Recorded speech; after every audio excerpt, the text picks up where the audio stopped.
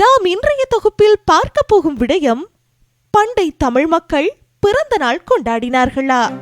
அவ்வாறு கொண்டாடினால் அதனை என்ன பெயரில் எப்படி கொண்டாடினார்கள் என்பதை பற்றித்தான் இன்றைய தொகுப்பில் விரிவாக பார்க்க போகின்றோம்.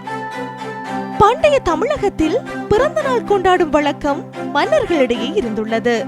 குடிகள், அதாவது மக்கள் பிறந்த நாள் கொண்டாடினார்களா என்பதற்கு தெளிவான விடையில்லை. ஆனால் அரசர்களின் பிறந்த நாள் பெருமங்கல நாள் என்றுதான் கொண்டாடப்பட்டிருக்கிறது. அப்பொழுது ஆடல்கள், பாடல்கள், பரிசுகள், விருந்துகள், களியாட்டங்கள் என மகிழ்ந்திருக்கிறார்கள். சிறந்த நாளினிற் செற்பம் நீக்கி பிறந்த நாள்வையின் பெருமங்கலமும் என்று தொல்காப்பிய பொருளதிகார நூற்பா எண் 88 காணலாம். அந்நாளில் அரசர்கள் தம் நாட்டு மக்களுக்கு அன்னதானங்களும் உடுதுணிகளும் பணமும் பரிசளித்து மகிழ்ந்துள்ளனர். கோவில்களில் விசேட பூஜைகளையும் பெரிய அளவில் நிறைவேற்றியிருக்கின்றனர். குறிப்பிட்ட காலத்துக்கு வரி தளர்வையோ வரி விலக்கையோ நடைமுறைப்படுத்தி இருக்கின்றனர்.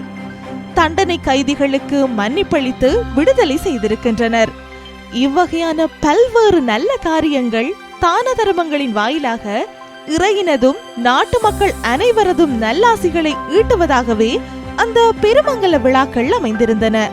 இவற்றோடு நடனம், இசை கூடிய சில களியாட்ட விழாக்களும் கூடுதலாக சேர்த்து கொண்டதும் உண்டு. ஆனால் இவையெல்லாம் எந்த நாளில் கொண்டாடப்பட்டன?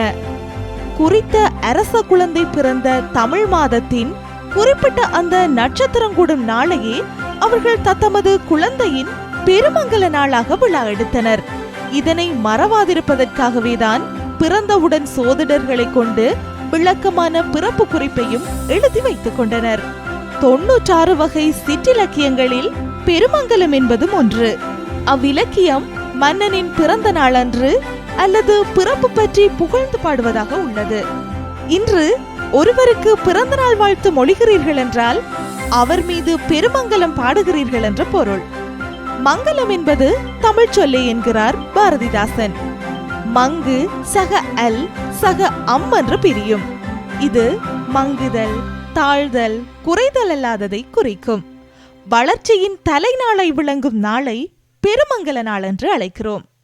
சிலப்பதிகார குறிப்பின்படி பெருமங்கல நாள் வெள்ளணி நாள் என்று புறப்படுகிறது. பெருமங்கல நாளன்று வெள்ளையாடை உடுத்தியிருக்கிறார்கள். அந்நாளில் தன் மனத்தின் எந்த குறை கரையுமின்றி அருளுடையானாக தோன்றுவதன் குறிப்பாவது அவ்வாடை. பொதுவாக வெள்ளாடை உடுத்தியவரை கண்டால் நம் மனதுக்குள் மதிப்பும் உயர்நோக்கும் தன்னியல்பாக தோன்றுவதற்கும் இம்மரபிற்கும் தொடர்பிருக்கலாம். எவ்வாறாயினும் பெருமங்கல நாள் வெள்ளணி நாளாகவும் விளங்கியிருக்கிறது.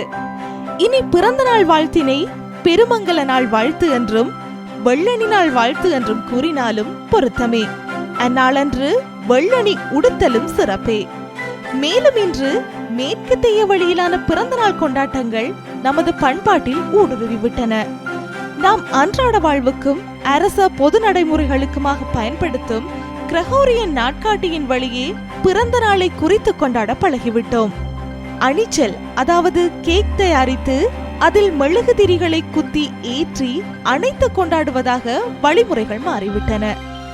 ஆடம்பரங்களும் அதிகமாகிவிட்டன. ஆயினும் தமிழர் பண்பாட்டில் பிறந்த நாள் கொண்டாட்டங்கள் வேறு வகையாக கொண்டாடப்பட்டே இருந்துள்ளதை நாம் நன்கு உணர வேண்டும். தற்போதைய மாற்றங்கள் உலகமயமாக்கலின் விளைவுகள் ஆவன. இவற்றை ஒதுக்க விரும்பின் தனித்தனியே ஒவ்வொருவரும் முயல வேண்டும்.